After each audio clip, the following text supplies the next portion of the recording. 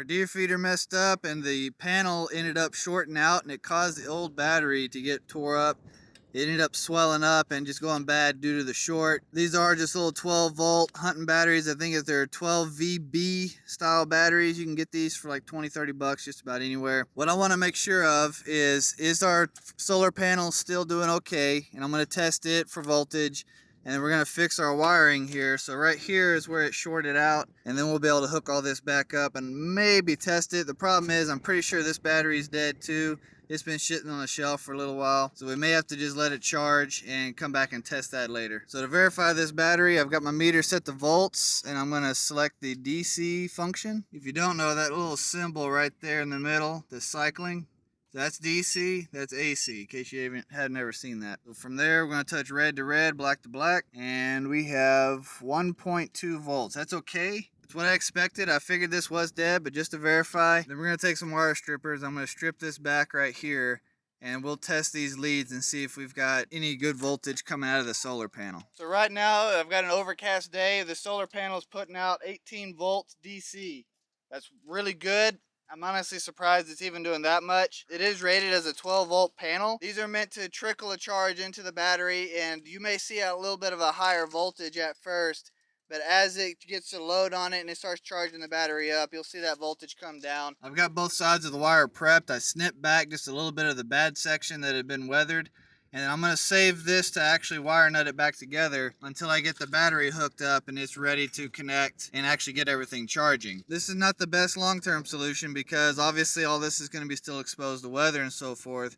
We are here at the tail end of season. I just need to get this functioning for now, and I can come back later and I'll rerun this little piece of conduit and wire and do all this in a more proper way. These little spade connectors are set up to where you can put two connectors onto one. That's very intentional. So one set's going to go through your time clock, which is going to power your motor, and the other set's going to come off of your solar panel in order to keep the battery charged. It is very critical that black stays with black and red stays with red throughout this process. You can see the battery's got a pretty clear indication which is which. Because I've got the slack right now, I'm going to go ahead and slide all this together, get it hooked up, just to give you a better visual. This is how they get doubled up. Once we're at this stage, we'll go ahead, so we're going to slide the battery in.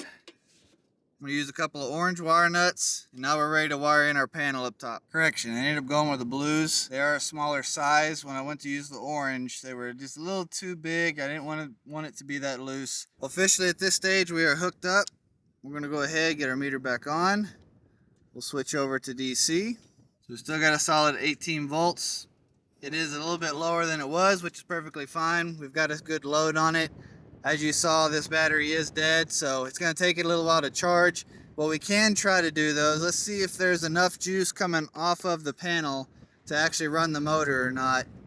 This timer has internal batteries, so thankfully all the settings are still saved, and that's how I went through the troubleshooting process on this. Was I noticed I didn't have any fresh corn on the ground, which in some cases you'd want that to be a good thing. That means something's eating it. But on the other side of it, that also makes me question, was it throwing? So I got in here, started looking around, tried to do some test runs. It wouldn't go. So that's when I went and tested the battery. I saw the battery had swollen up.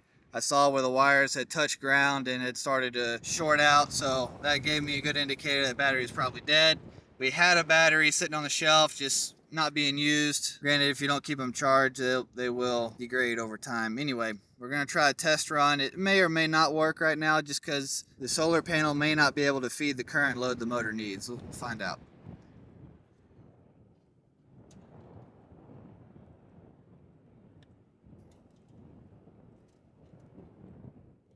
And that's what I expect to see it drop down to 17.6 now. It's going to fluctuate a little bit just based off of the sun. These aren't current outputs, so their ability to control a load like this isn't going to be sufficient. That's why you need the battery. It can output enough current in order to keep the load running, which in this case is the motor. This is just to keep the battery topped off so it's not able to drain down over time, and the motor running on it constantly isn't pulling it down. At this stage, I'm going to reset my clock, get all this back together. Here in several hours, this ought to start getting enough charge on it where we ought to be able to get a run out of it. And going forward, it should be okay. We'll come back after season's over, get all this fixed up the way I like. Hopefully you got some benefit out of this. Maybe you learned something you weren't sure about. If you enjoyed it, stick around, subscribe, consider becoming a part of the community. Otherwise, I'll see y'all around.